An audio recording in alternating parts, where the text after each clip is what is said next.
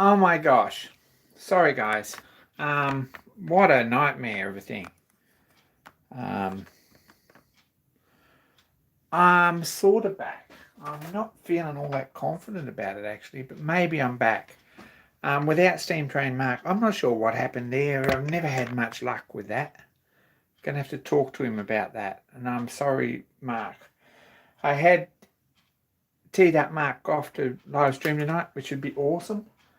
He's a great guy. Um, I think I'm back, and I'm apologetic about that. I think I stuffed up. Not sure what happened there, guys.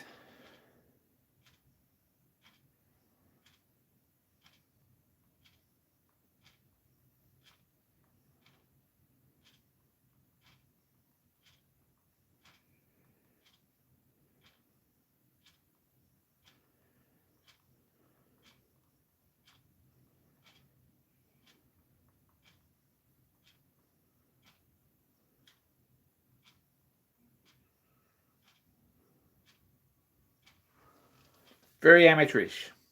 Anyway, full screen and good pick, sort of, yeah. I'm back. So, what's happening? Not a lot. It's been one of those weekends. Like, really, it has. It's been a bit crazy here.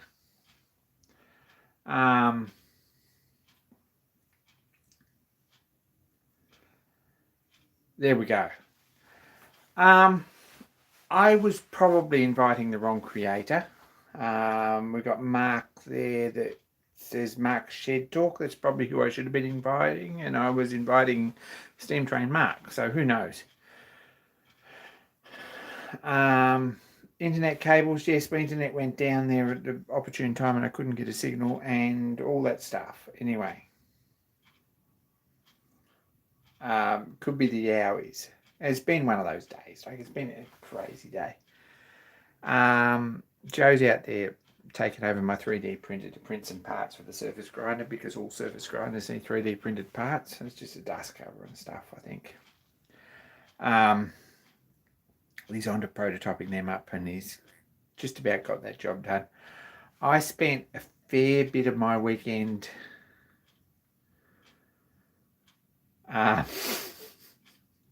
hitchhikers, eh? I spent a fair bit of my weekend making a coupling bush between the pulley, the flat belt pulley on the back, and the new spindle. It came up really nice. I think there's a lot more messing around than we both expected, but we got it going. We've done that. The lighting situation in here is nothing short of horrific, and I apologise for that.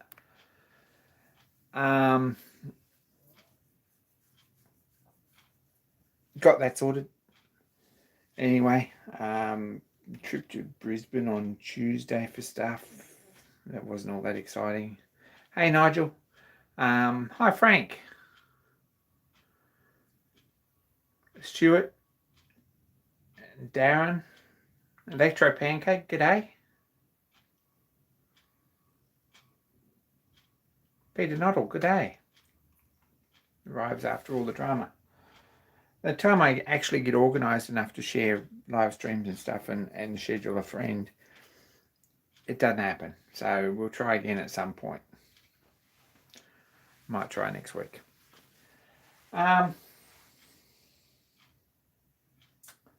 Projects, what's happened? Stuart's got a globe out. Probably you need an electrician around the place. That's what you need.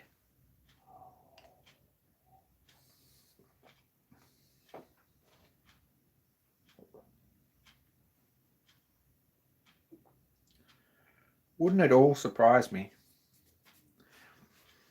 if an electrician fixed some of them things? Jim Arnott, g'day.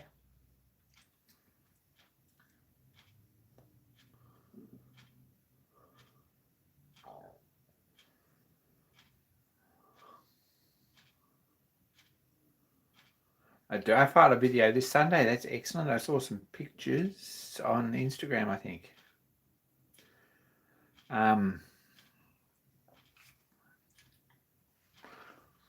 That's very cool.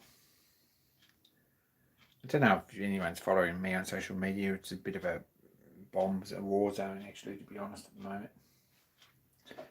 We've got some bad lighting, and I'm really apologetic about that. I'm going to put my cup of tea over here on this bench, right? And it's just me not being at all organised, even a little bit. That's most of the problem here. As long as you're aware of that being an actual issue, we'll get on top of it.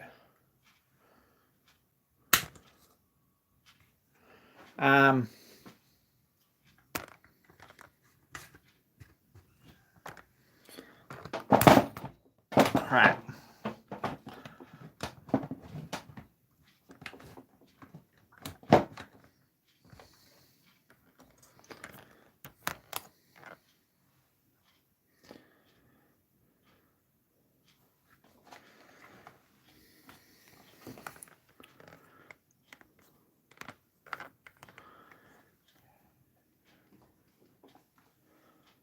See, we haven't fixed anything.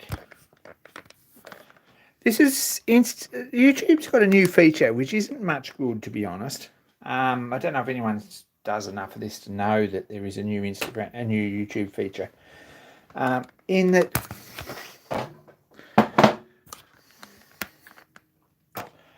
you can't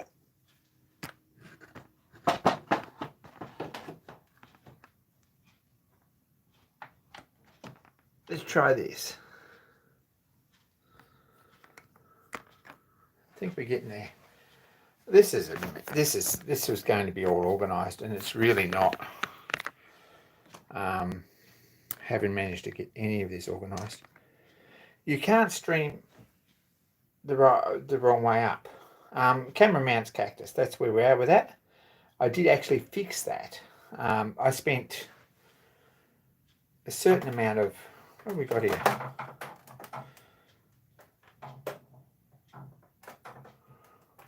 Why do we not have adequate light? I'm going to get this right. Hang on.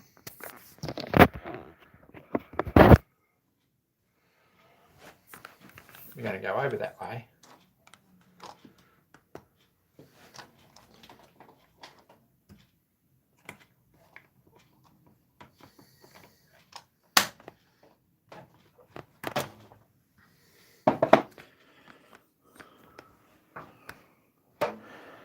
This is terrible. It's beyond terrible.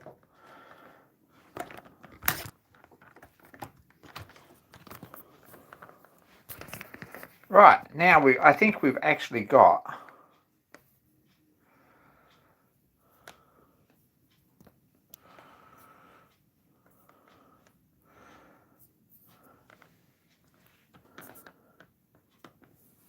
a loose bolt again.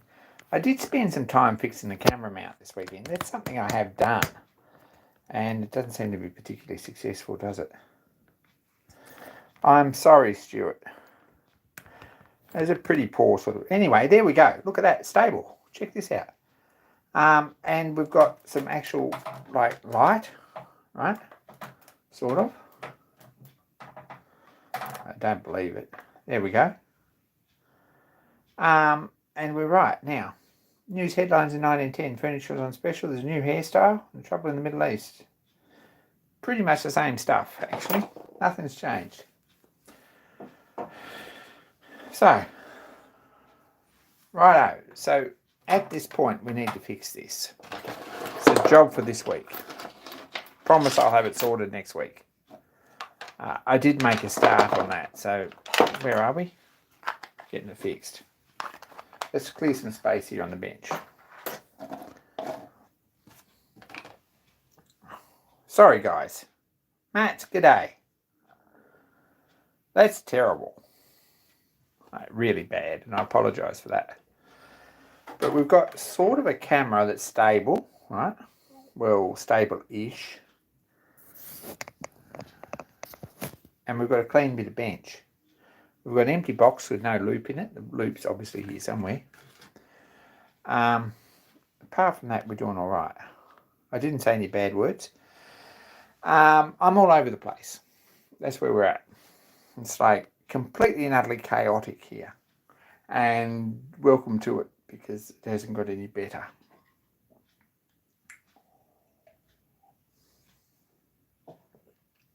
One thing I have got, and I did do a video about this, there was, hey, look at that. You can't have everything. There was a video this week. How good was that? Why I don't have adequate lighting here, I don't know.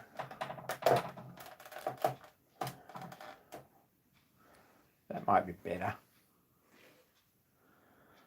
I've got a light like right here, and it doesn't seem to be enough. I'm not sure about that. Anyway.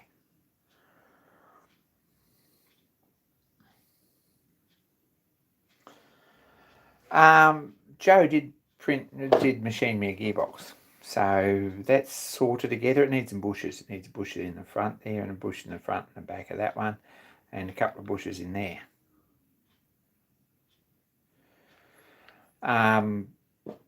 Depends which phone I sort of.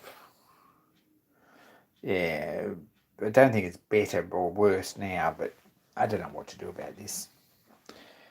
Make a decent camera mount that actually clamps on the bench. Screw a bit of timber into the front of this bench and a bit of timber onto the front of the other bench, and then I can actually clamp this camera mount onto, when I get it fixed, and clamp it onto the front of the bench where I want to, and point it where it needs to be. There's no lateral spin around on this camera mount for some reason, mostly because I've got it set up the wrong way around. 15 watching, only your thumb, 4 thumbs up. It says poor things, poor guys. I don't really anticipate you're going to get any better than that. So I don't appreciate that you're actually watching. Joe 3D print, Joe CNC machined this, and it all fits. So I've done that. There was a bit of a video, mostly for James, because James was kind of keen on how the whole thread cutting attachment works, and I know some of you were too. So it's pretty dry stuff, and it's basically a terrible camera issue video all the way through. We need to fix that if I'm going to keep posting. But it's how it all works and how it all goes together. There's a video up, and it's awesome that I actually uploaded it, let alone don't expect content. Journeyman Randy, g'day. Don't expect quality content. It actually got uploaded, which is not a bad effort. But this is all ready to go together. Just a matter of making some bits. We've got to make a couple of bolts for the back, or modify a couple of bolts for the back, which is probably what's going to happen. Need to make 6 bushes. These are just the 3D printed ones, which are probably, to be honest, perfectly fine. They're not real concentric though, so we might have to do something about that. Might just make bronze ones and be done with it. And I put all that together. Of course, there's a whole list of projects that need to be finished for that, and I did sort of show the adjustment stuff, which is a bit complicated. Anyway, that's done. In other news, got a stack load of drawings for this abomination, or 2 drawings anyway, the first 2 drawings for this, out of the Manchester, or the Science Museum in Manchester.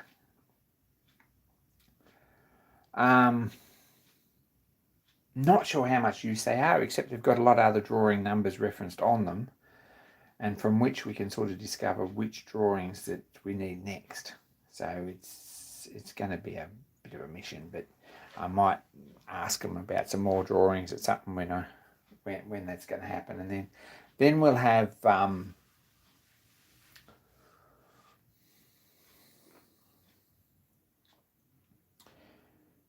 a few more reference points. But I've been drawing up what is actually on the drawings. One drawing is basically studs and bolts and nuts, and also piston rod, crankshaft, main pillars, all those sort of things are on one drawing. The other drawing is the bottom half of the pump, which is where this bolts on. Now, jury's still out. I don't know if this was actually a pump engine. I don't know if that's what I'm going to do with it. I figure, well, if I model that up in 3D and see what sort of a crazy casting job it is to actually make it, or to make it in parts and to braze it up or TIG weld it up, which is probably the best way, is to cast it in bronze in several bits so we don't have to put gauze in it. That's my thinking behind that. If we cast it up as a shell in several parts and made patterns for the parts, and we could do that and divide them up with 3D printing and get it somewhere near good, then we could cast all the parts separately so that none of it needs gauze, and we could clamp it all up and tack it together and machine the surfaces, and we'd probably end up with a half decent bronze casting that you wouldn't be able to tell once it's all been ground up. I don't know if that sounds like a crazy idea, but it is. It's absolutely a crazy idea. So I don't have that crankshaft and flywheel here, Stuart. But something I did take away from the drawings,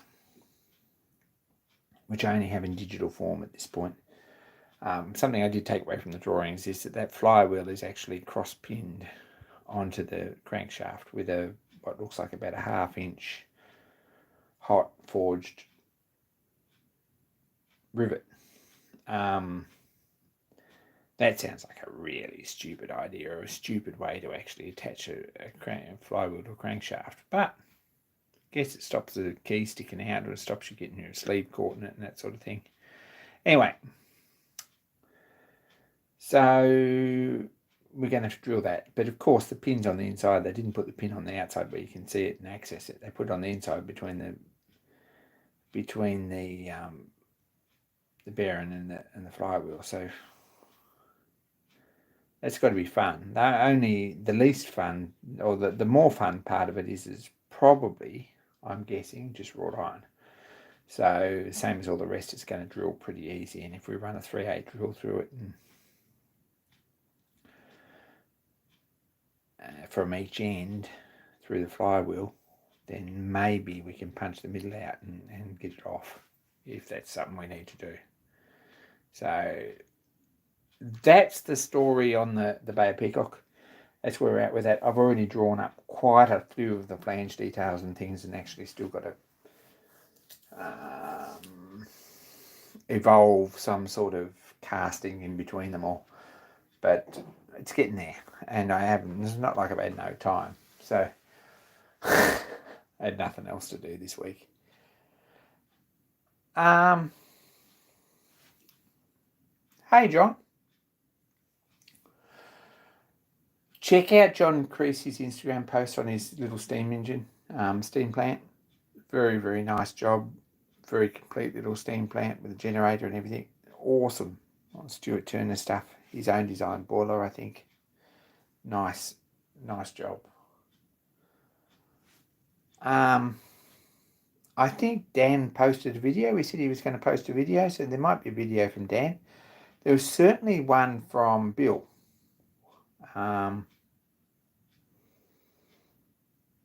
About tool storage, I think.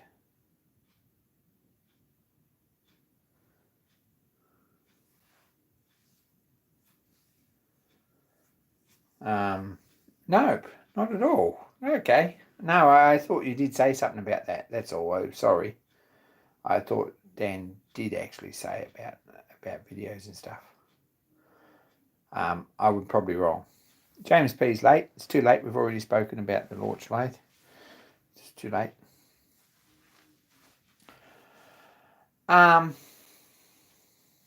So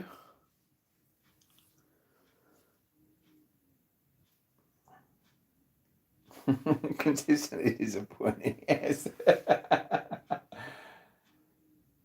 So anyway, got the heads on the grinder, and it's working, and look, the surface finish off the head is way superior to what we were getting off the other one. So I think I'd be pretty pleased it was my machine, and I think that probably Joe's done a fantastic job of that. It's a lot of work, but it's looking good. So that's something we got done. The other thing is that I'm not getting enough work, or I am getting enough work, or if I do get enough work to live on, I'm paying too much tax on it. I think that's where we're at with that.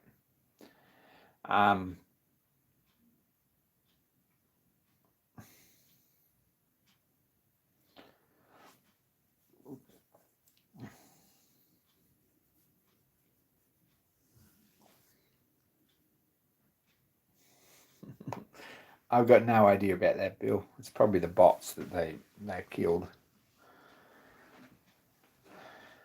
So I actually posted on Instagram that I'm going to start looking for a bit of sign painting work. So if anyone's interested in getting a roller striped or someone's name on a truck door or anything else, hit us up. Yes, commercial work just feeds the tax man. I understand that, but I don't know how there's a way around that.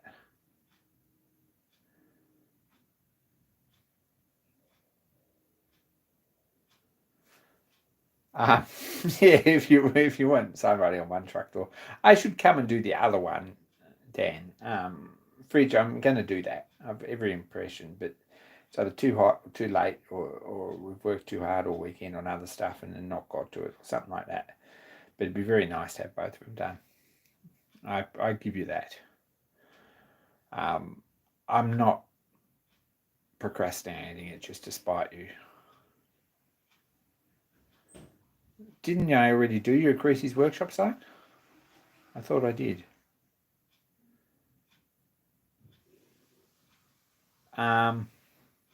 Anyway,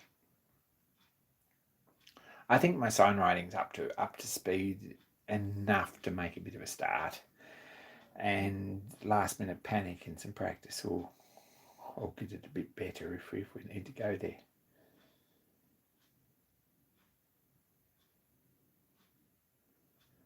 That's where we're at.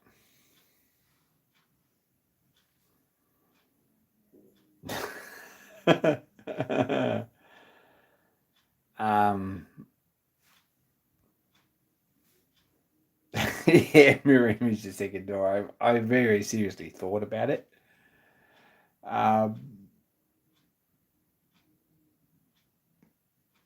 Story about that.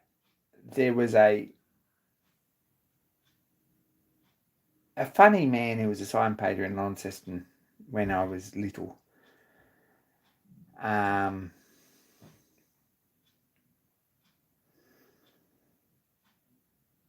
He had a nickname and I can't remember what it was, but he had no hair on his body. He was bald everywhere, and he was about 6'2", 6'3", so he's a big guy.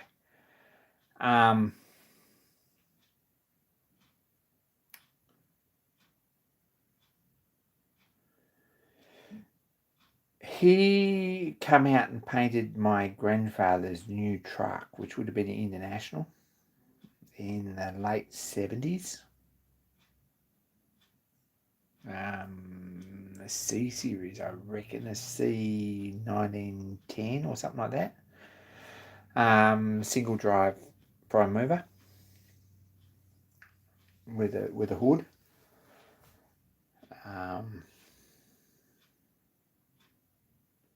Anyway, he put his surname on one side of the door, and he must have got the template upside down, because on the other side, like on the driver's side, for as long as I remember that truck, the S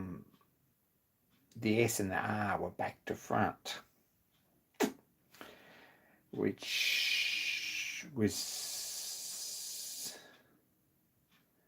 a little bit embarrassing. We'll talk, John. But that was the thing. It's actually, I don't know whether, I think my grandfather thought that the fellow actually did it on purpose, but I'm not sure he did. I'm guessing that he put the template on the other way up and got a mirror image. Anyway, for many years, my grandfather's truck had the name back to front on one side. I'm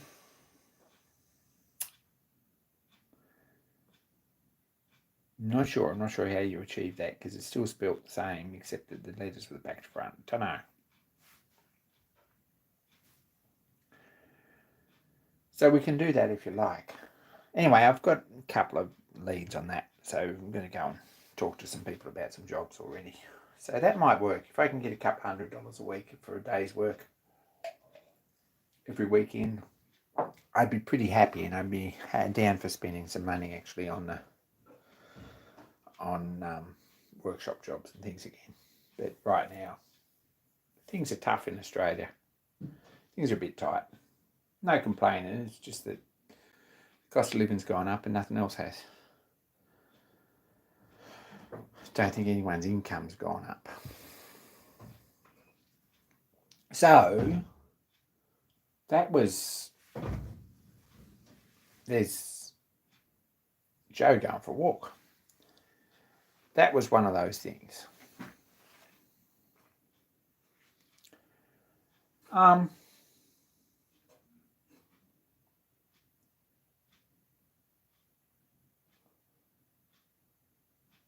Made a bush for this thing and cut a keyway in it, which was pretty hard work actually, because all I had was the launch, and I ended up just sharpening up it.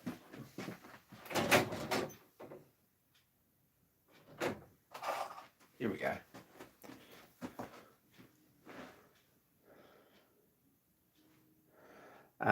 Ended up just sharpening up a bit of round high-speed steel. Machine taking an equal amount off each side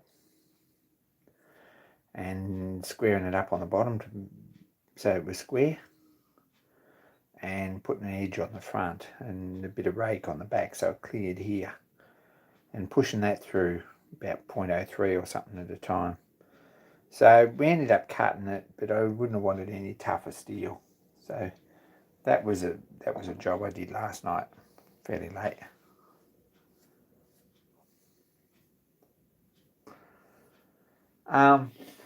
What else? What other exciting things are going on?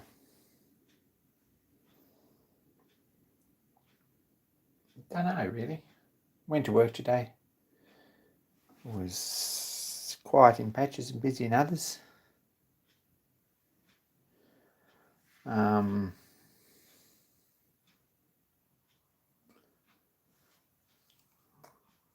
Managed to vacuum up and clean up in here a bit after the pile of swarf that come off the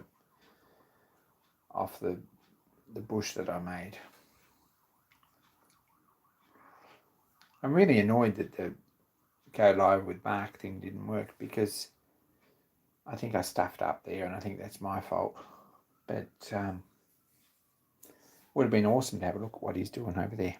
He's restoring a steamroller and building a new shed and stuff, so he probably wasn't down for walking around out in the dark and showing us, but very cool.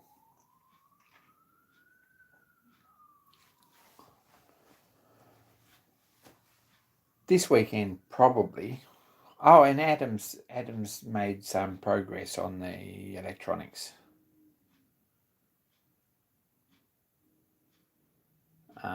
For the launch, the tacho, etc., etc., etc. So I saw some pictures of that today. It's starting to look like pretty exciting.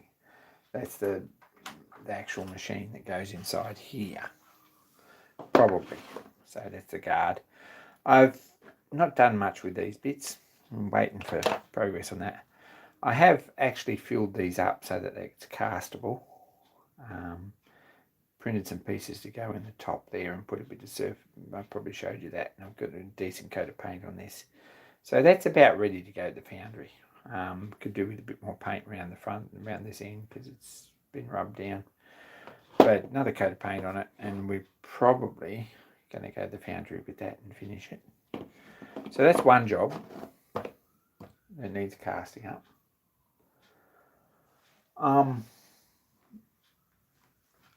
I believe Karen up at the foundry, I entrusted her with the job of actually doing a decent pattern for my roller nameplate. And probably not a big job for her at all. And she hasn't messaged me to say that it's actually done, so I probably will message her at some point when I want to go up there, and we'll cast that as well in bronze, so brass or gun metal or something. So that's another job. What else? Someone mentioned these. There's another 3 castings that we're sort of working on.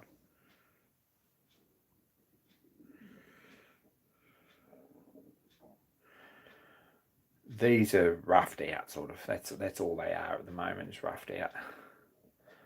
But they're brass. They're actual oil caps, oil covers for... Oh, crap. Don't drop that. Sorry, guys. They're oil covers for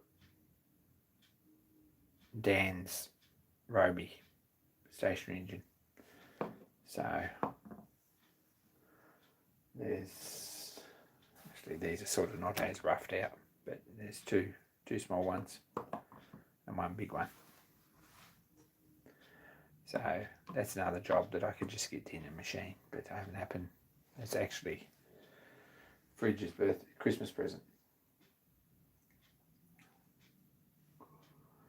Another jobs for Mark is a casting.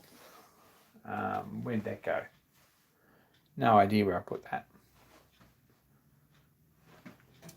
Might be in this drawer. I'll put it in this drawer. Yeah, it's not in the drawer.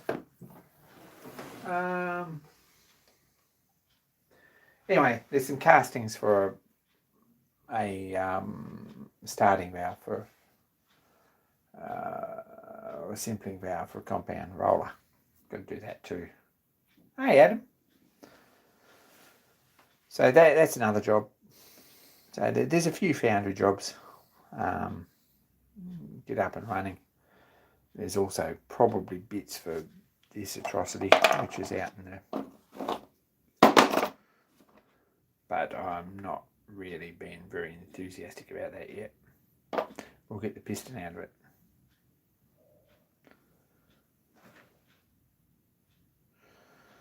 Good tacos. Not sure I'm into good tacos.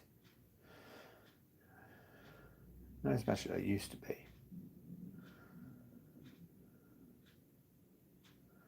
Bill says, that's right. 400 a year and is struggling. That's right. That's your problem. Because no one else does. So, yeah. This is going to need a cylinder head, which looks like this. The one I've got's been burned out. It's 4 times as big as that. It's probably going to need a piston, right? And it's going to need a yoke to move the slide valve backwards and forwards. It's going to need a plate in the back of here and this finishing off, and it's going to need boring in the sleeve. So there's a lot of work in this. Don't expect the full-size engine to be up and running anytime soon. And if you're holding out thinking, I'm going to make a model out of that, probably I'm not. So there we go. That's where we're at with that. The Paul Breach associated engine. Haven't made any progress. I've got to sit down and make a lap, external and internal. That's the next job on that. And once I've got that done, we'll be over the famine on that.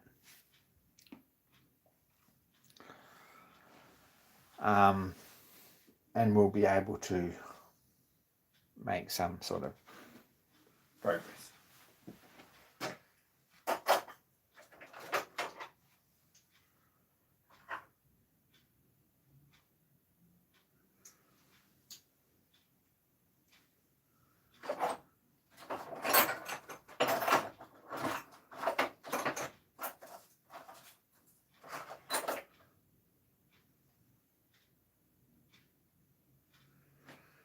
Managed to lose most of the pins in this. Don't know where they went.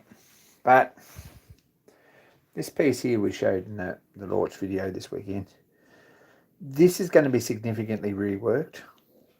Probably going to keep that bush in the middle piece, I don't know, and we're going to sort out some decent universals probably. Right. Priced one of these from Elisa Gardner in Germany. Right, there's an Australian supplier, which is D&D Barry, if you're looking for Gartner stuff. And most Gartner stuff I would buy off their website is about six to $10, right, for handles and things, or spring valve or a spring-loaded plunger or something like that. And I bought some stuff off them. They make some nice things. And I thought, well, it may not be that expensive. I might get a price on that and see if I can actually buy one, because it's a nice thing. It's centered. It's got a proper, like a proper 5-lobe spline in the middle, and it's a good fit. And they make one that's needle roller in all the universals, and it's probably not going to fall apart. And it's just the right length. There's one in the product list that looks like it'd be ideal. So I thought, well, I'll get a price on that. Anyway, that didn't last well.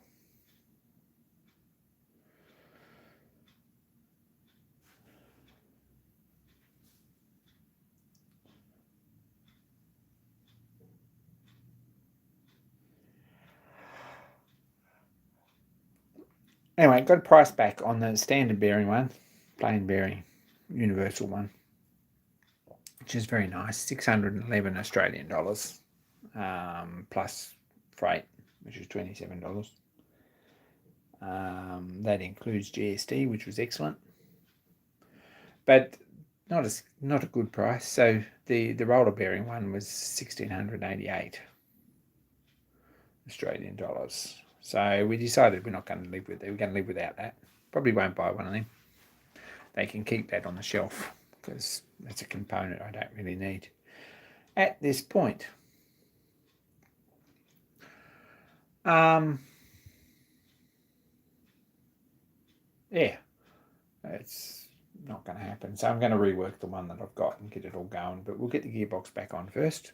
Next job, I guess, is to pull the slide off and do some mill work and drill and tap some holes in that. And then we can start putting the rest of the bits together. There's a dozen projects to do, just little jobs, machining jobs, things like that. I've got a pulley off a cement mixer to fix.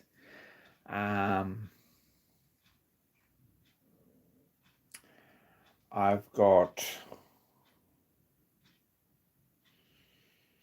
some brushes to machine for a generator. Got to fix that too.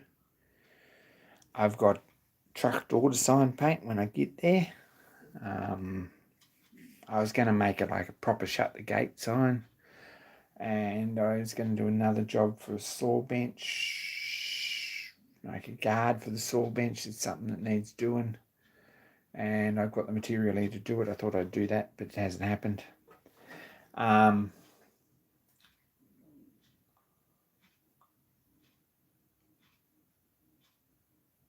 Yeah, all that stuff.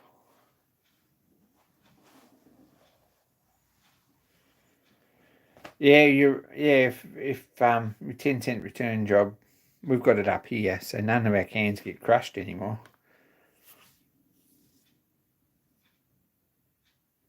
Oh yeah, and Dan thought he'd put a Rolls-Royce straight 8 in the truck, but I'm not sure how that's going on. That was in exactly the same breath that he was buying another truck, so I don't know how that went. But I thought, well, if I leave that for an hour, he may have changed his mind. That's the other casting that we need to do. We need to make another one of these that's a bit more successful for Mark. So this was not a good casting. It's got a crack through there. We'll melt that one down again, and we'll have another go at it. So that's another job that needs doing.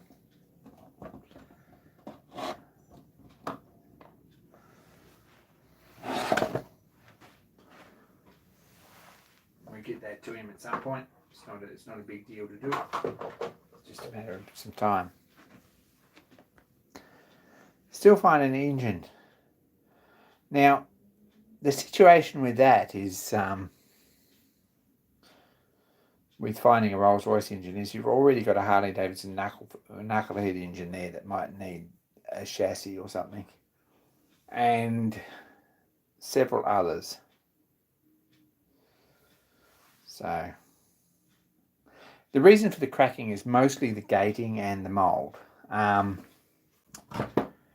It's probably cooling too quick, but this crack in here, right? Why on earth don't we have decent lighting in this room? It's been daylight. It's just we're not getting any on the camera. It's a bit strange. Sorry, guys. The lighting's terrible. It's worse when we turn that light out. Most of the cracking is the way that we've set this up, right? This is the issue here. When we poured this, we poured it in a mould that's got a funny divide in it like that, see? So this gate was straight, it was this way up. We poured it this way up, right?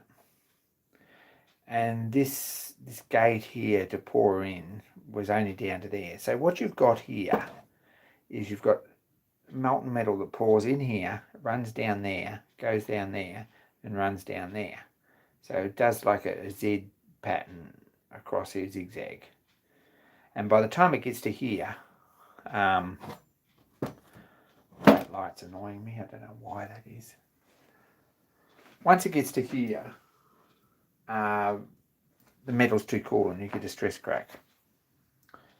The other reason is that there's not enough radius on here really, and this pattern should have had quite a bit more radius on here, which on the pattern I think I've already fixed.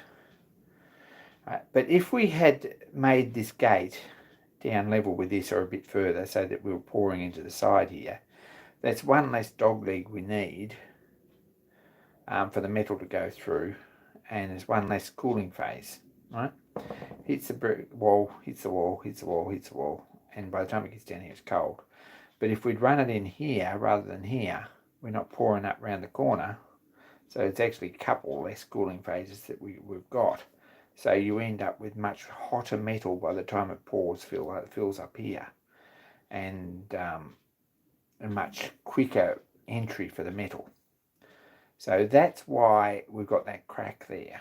So probably this would improve 100% or 500% if we had scalloped this gate out a little bit deeper around this corner here, but we didn't do that.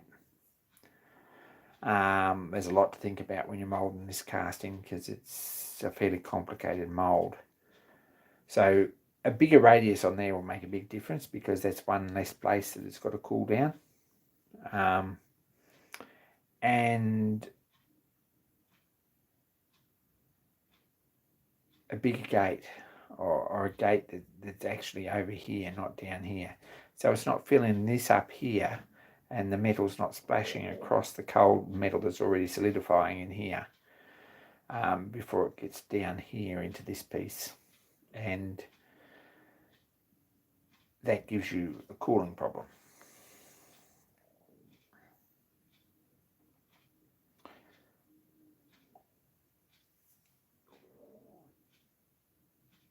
So yes, it's cooling too quick. That's the science behind it though. That's why it's done it.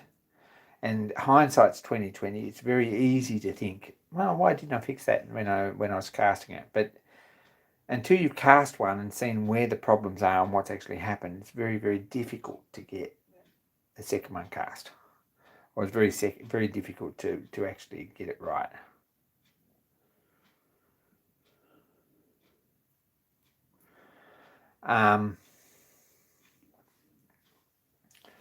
So as you can see, this is running through here, up around here, and this is cooling off in here, and it's spreading out here before it's getting across here and then coming down here, this way up, which I can't show you really because you haven't got light. This is I don't know why there isn't any light. It must be my tablet adjustment. It said an update. Maybe that's what it is. You don't usually this dark. So anyway, it's a matter of putting this gate in the casting in a different spot and putting a radius on there, and that'll fix that. Probably this could be quite a bit bigger too, so that we're actually pouring. The gate's actually giving us a lot more molten metal, and this metal doesn't solidify in here under the entry point before it goes through.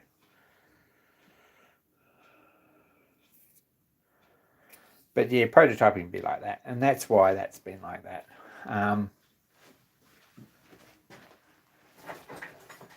The other parts that go with that are this piece. I'll cast you one of these, which is the bracket, which goes on there. And this bit, which is the lever that goes on the bracket, which goes on there. So we'll get a couple of them. There's a kit for that. Good luck with it. So they're all things you learn and you've got to remember in between casting pours. This next time I'll get this right. That's easy. But a week or so to actually think about that's a good idea.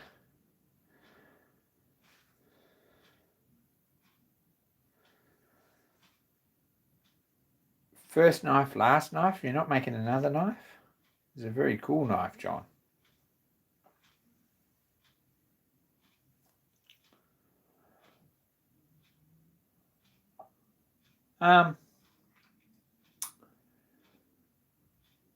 What else? I was going to have a look at some spark plugs, but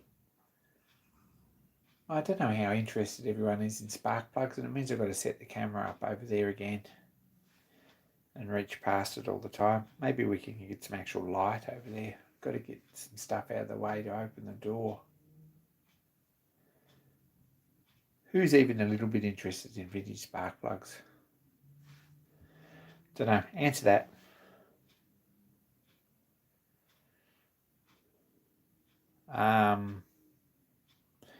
Greasy's workshop showed me some pictures, but I don't think they're actually out there on the internet.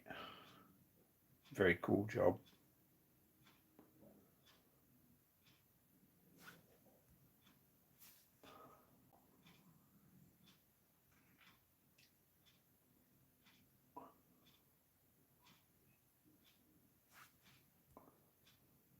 Anyway, let's have a look. David's spoken.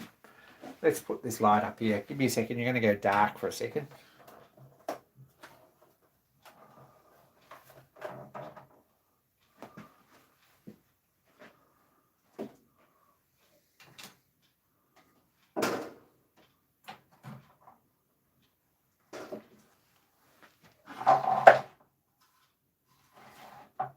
There we go. Actually, you know, moving that light didn't make any difference at all. Beats me. That was actually a V-block that was...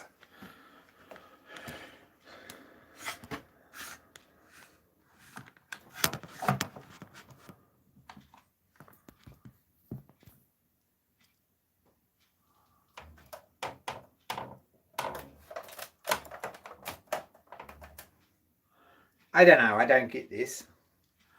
Maybe you're all getting a much better picture than I am. I don't know. But I'm not getting a good picture here.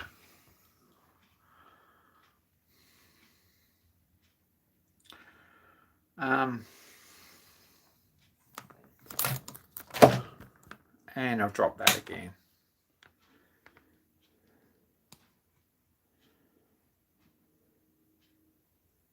We're going to go handhold because I'm over it.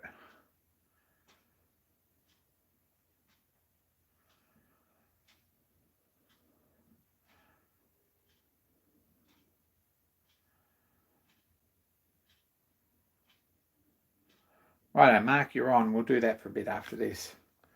But I've got a terrible lighting situation. I've got heaps of light here in the corner. I've got like this huge big light here, right? that's pointing in that general direction. See, there's no light. Anyway, don't understand that. Don't know why we've got that problem. There's my Allen key set. This is mostly just lathe bits and pieces and spare parts and stuff that didn't get cleaned up after the weekend.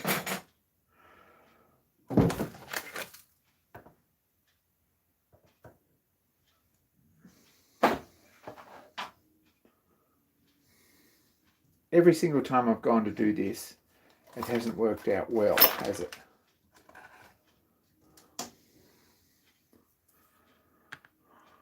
And I apologise for that.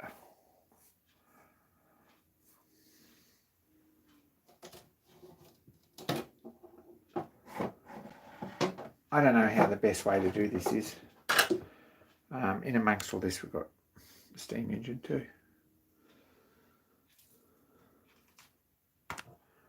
We could move these.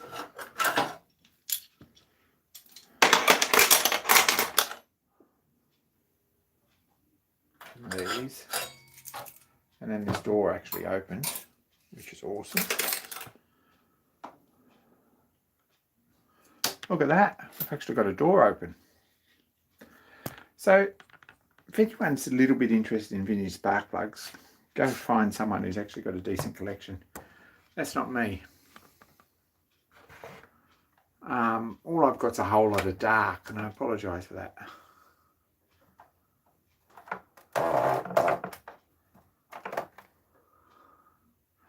So if we can stop this all falling over, we're going to go handheld here.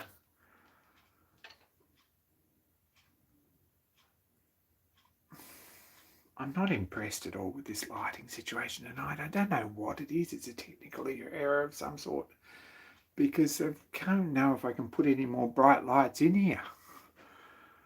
I can see perfectly without the camera.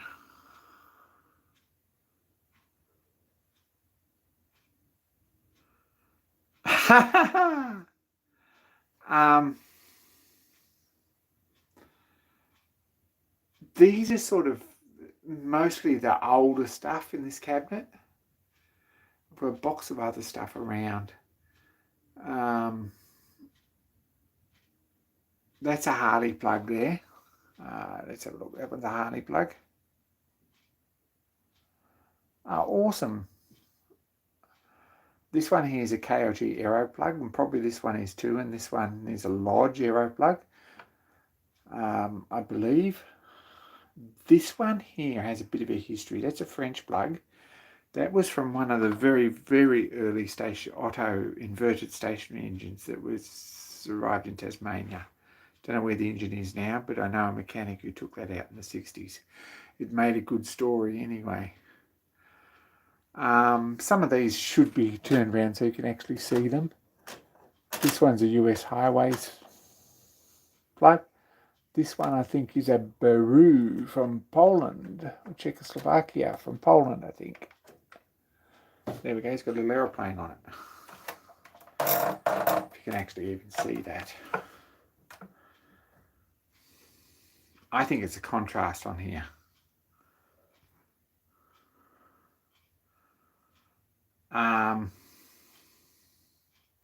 What else have we got? You think I would have sat down and turned all these round facing the front.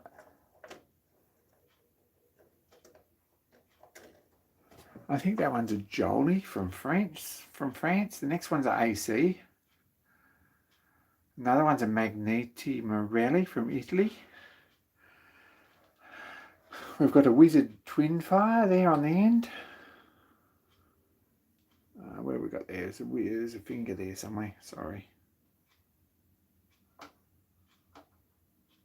There we go. It's a finger. Twin Fire. And this one, the blue one, is a KLG, blue insulated KLG. So they're just boring plugs.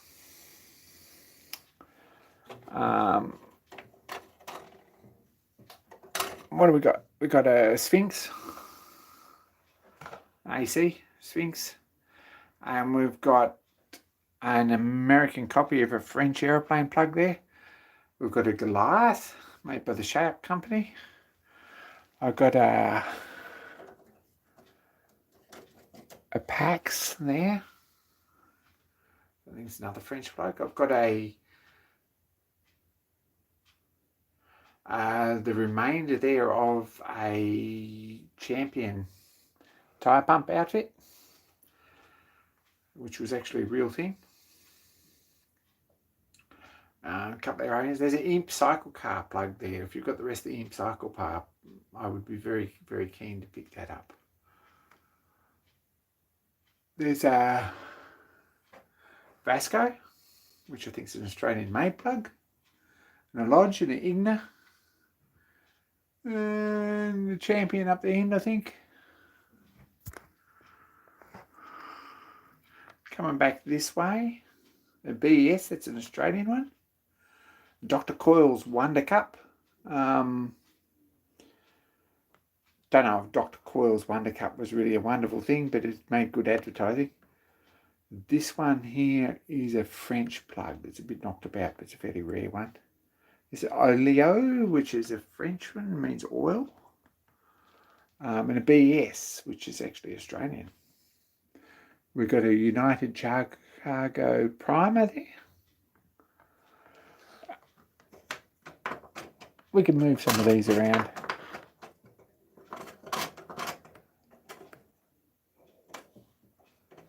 Here we go.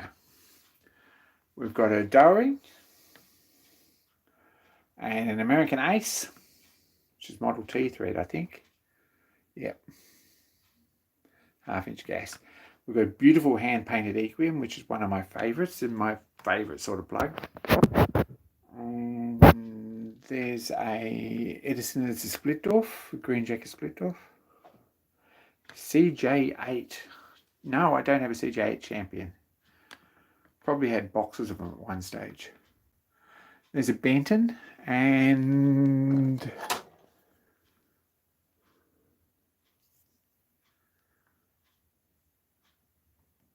a while since I looked at that. I've got absolutely no idea what that is, but it's got a ceramic.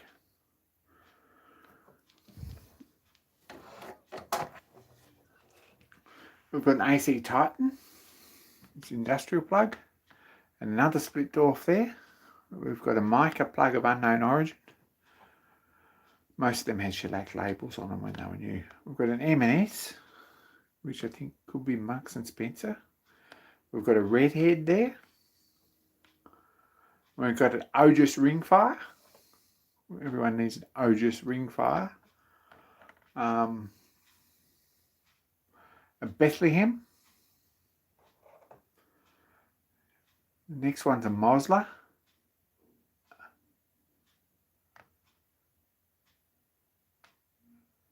There's a Hers Bougie Mercedes in blue there. That's very nice.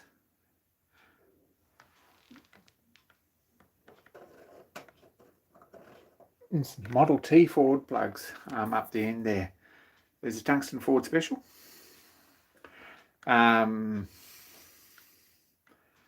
Absolutely no idea, except that they had a fairly serious sort of lawsuit putting a Ford trademark on things. That was why they finished up and died. We've got Champion X, which is standard equipment in Model T Ford. I think that's an MP on the end. We come down a row. We've got a Champion, a Canadian Champion. We've got a Cervix. Service, which is an Australian plug, and a Sphinx, a nice Edwardian Sphinx. Another Champion, English one. We've got a Forward, which is a British plug. A little Firestone Polonium, which is radioactive. Try not to ask about that, but that was a thing. We've got an Ajax. It's a nice plug. Another Ogis Ringfire there. We must have two of them. We've got two Ogis Ringfires. You know, well, yeah, I have. I've got two of them, one above the other. That one and that one. Swapsies for someone. There's a genuine EA measure soot proof there. Very soot proof.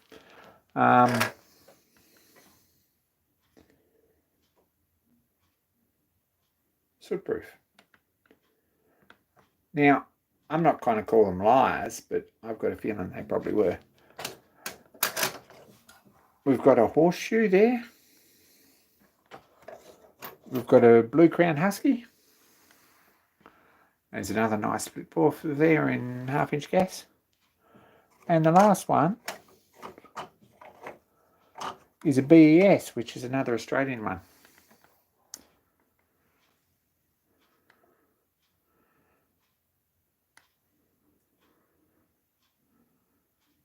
Thanks, Mark.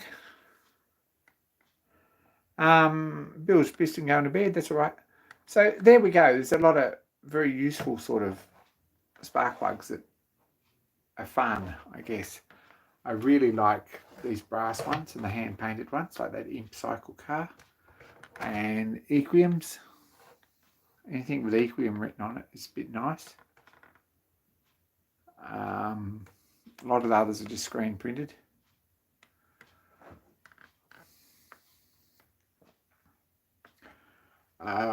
Up the top there's an Argyle too, which is there for Argyle car.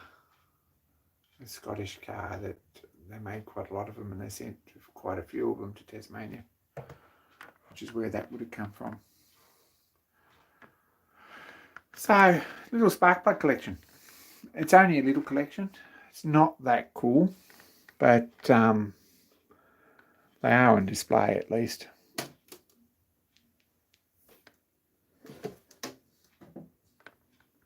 In the cabinet there. And I don't understand why we haven't got any light. And maybe it's just me. Maybe it's just that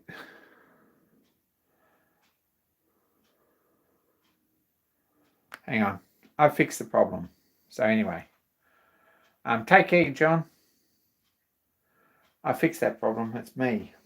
It's the contrast on the notepad. Older spark plug, probably. Let's have a look. There's some pretty old stuff here. But older stuff,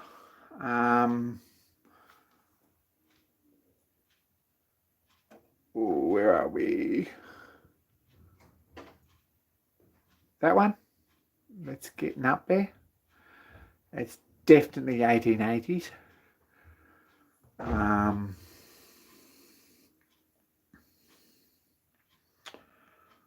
What else is here that's very early?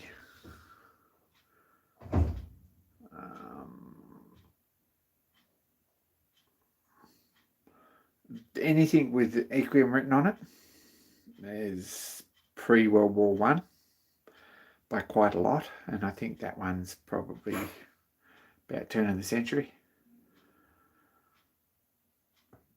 These probably aero plugs from World War One. They would have been surplus. Some of these, that one there, which is a Baru from Eastern Europe, that's probably 1950s. And that one, so they're the latest ones in the cabinet, but they're kind of cool. I like Barus. I've got a couple of them somewhere.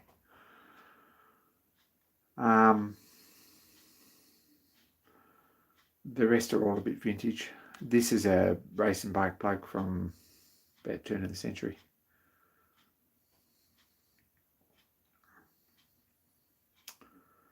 The redhead, which is pretty cool. It's got a little redhead boy on it. I think there was a fan flame here somewhere. Maybe it's not on display. I had a little fan on the bottom that spun until it wore out and stuffed your engine up. The American military actually took them to court for that. But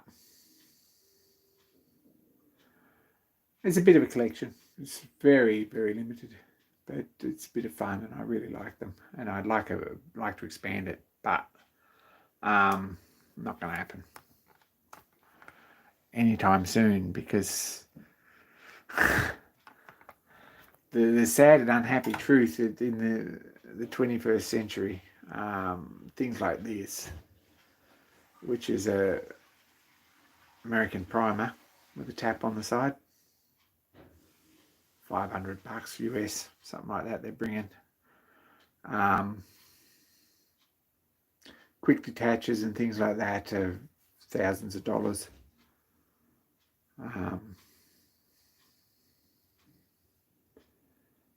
And any of these split offs with different colour insulators add an extra zero. But you can't pick up any of these nice vintage plugs for under about $100, and I'm really not. These Equiums are big dollars. I'm not that fast really on expanding my collection to that extent. If they turn up, they turn up. Someone gives me them, or if I see them at swap meets or in yard sales and things, I'll have them. But that's about it. Anyway, I fixed the light.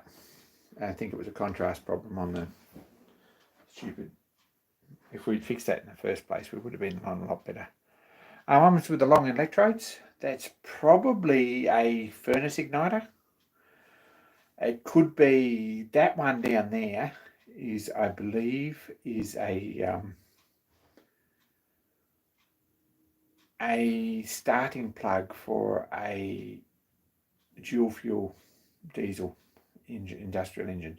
So like a International WD9, that sort of thing, that you started on petrol and then changed over to diesel. I think that's probably what that is. This one up here, I think, is probably a furnace igniter. I'm not sure. And some of them probably are. So, there we go. I've got an Ogis ring fire there that I might swap for something, if anyone's interested. Apart from that, I can't see a lot of stuff there that I'd part with. A bit fussy about that. I'd probably swap that Champion tyre pump or whistle valve or whatever it is for something, but probably I'd just screw another tap in it properly. Don't know. It wouldn't be pretty good if I got rid of that and then I'd want someone who had the rest of it. So that's what we've done. That's the sort of stuff that I mess around with when I've got downtime, because everyone knows it's what happens. Just for James, we'll have another look at the lathe. Not all that exciting. Not very much happened. It's actually half clean because we spent all weekend doing serious work on it.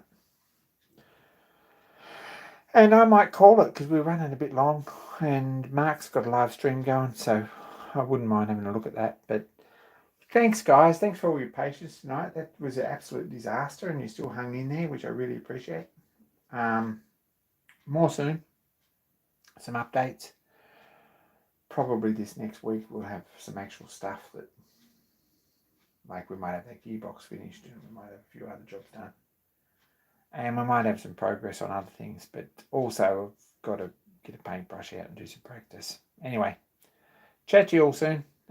Be kind to each other and don't